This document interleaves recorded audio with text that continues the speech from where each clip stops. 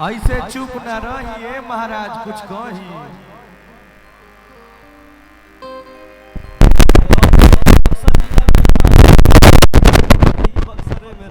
हाँ हेलो।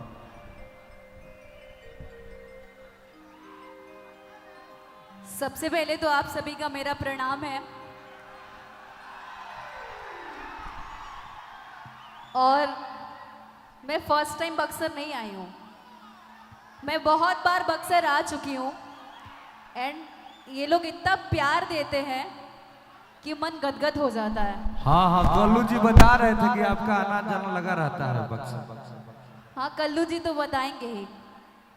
और बहुत बहुत बधाई हो सुमित जी को एंड सौरभ जी को।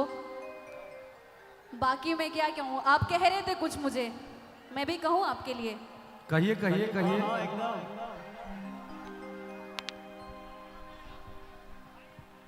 Hello hello. हेलो। आपने कहा कि पियवा से पहले हमार रहलो। हाँ हाँ इन्होंने कहा ना हाँ। कि पियवा से पहले हमार रहलो, तो इनसे भी पूछा जाए कि अपनी वाइफ से पहले तो मेरे थे कि नहीं। अब तो रौरे ने बताई।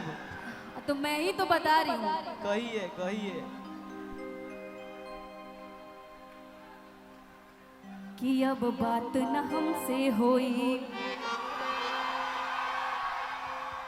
सुनाए मोर करेजा,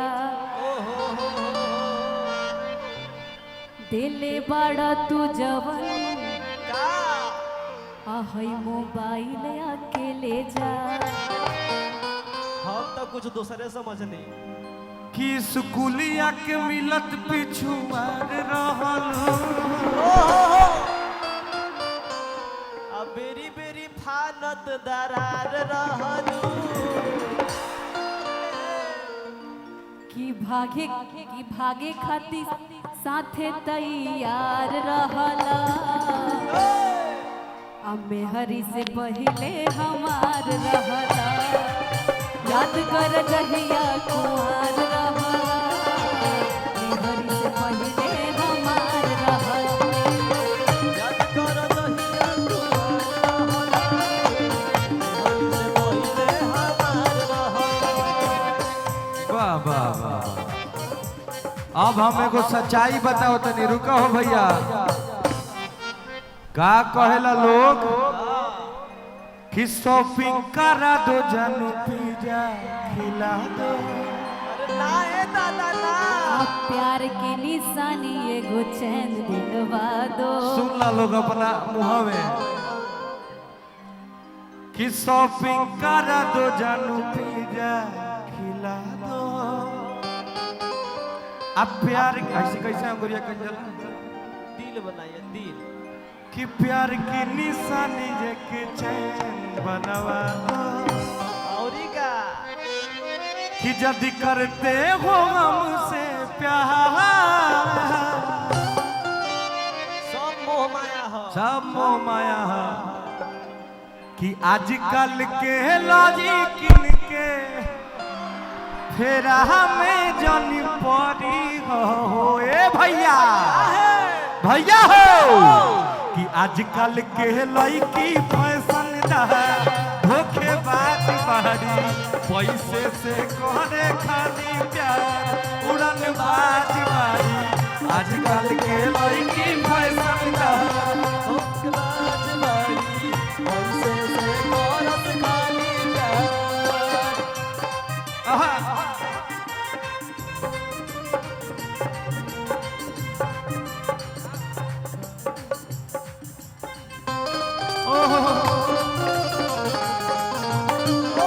अरे दिया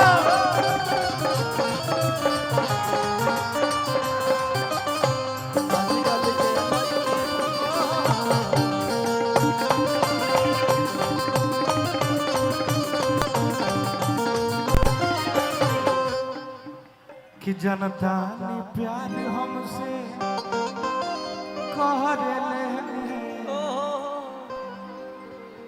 अब बाकी कहला से डर ले।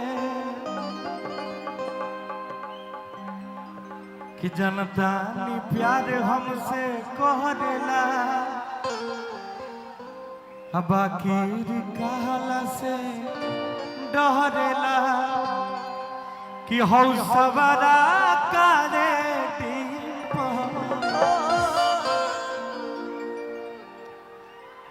कि जनता ने प्यार तुहसे कहरेला अब आखिर कहला से डहरेला हौ सवारा करे